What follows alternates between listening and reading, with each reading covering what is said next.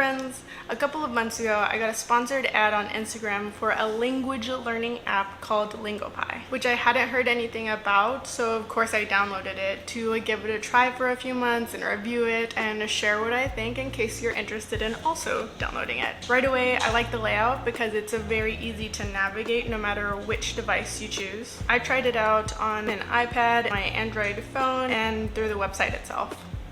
Lingopie is similar to Duolingo in that no matter which language you're using, you have access to all of the content. So I'm learning Spanish, but I also had access to Russian and French content. Natation.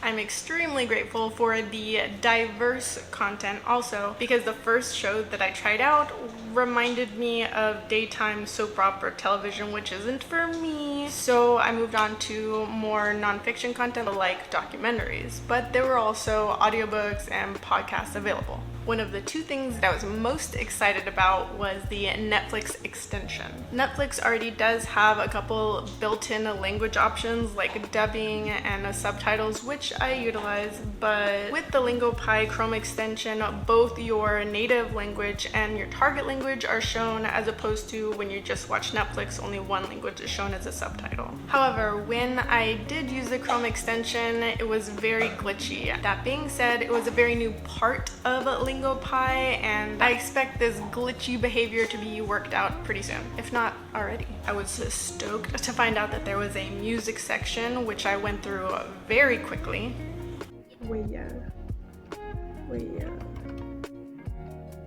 The music videos were organized in playlists by genre, by musician, and by country, like Mexico and Argentina. However, none of the music videos that I watched were marked as played, so I saw some several times. Pretty much all of the music videos looked like they were being pulled directly from YouTube, which was funny because both YouTube and Spotify, the lyrics do follow along with the song, but in Lingopie, if you hover over a word or a phrase, you get that translation where you don't get that in Spotify or YouTube. The hovering functionality that displays a translation was probably, for me, the most useful part of the app. Hovering also adds this list or phrase to your vocabulary list for later practice. Lingopie's built-in games and study options are okay, but in my opinion, one of the biggest limitations of the app is not being able to export the vocabulary list so it can be used in other external apps like Anki or Quizlet. Like, I get it, Lingopie wants you to use the app and spend time in the app and study in the app, but at the same time, I probably would be more willing to use Lingopie if there was that option to export available. At the end of the day, I found that I wasn't utilizing Lingopie enough to justify the subscription cost, especially when I'm already paying for Netflix and Spotify. It's been about 3.5 years since I started learning Spanish, and I've long since come to the conclusion that I don't need to know every single word to understand what's going on. That being said, if Lingopie ever does add that vocabulary list export option, I might change my mind. If you are looking for another language learning app, I would recommend you try Lingopie, even if it's just for a month, just to see if you like it.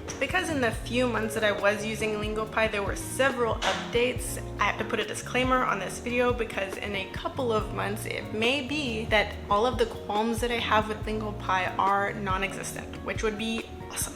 If you are interested in trying Lingopie, I put a link in the description, and if you do try it out, please let me know what you think. Thanks for watching, and I'll see you next time.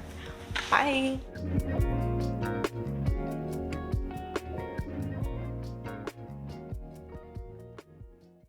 Forma redonda. Empiezan esos turitos a ponerle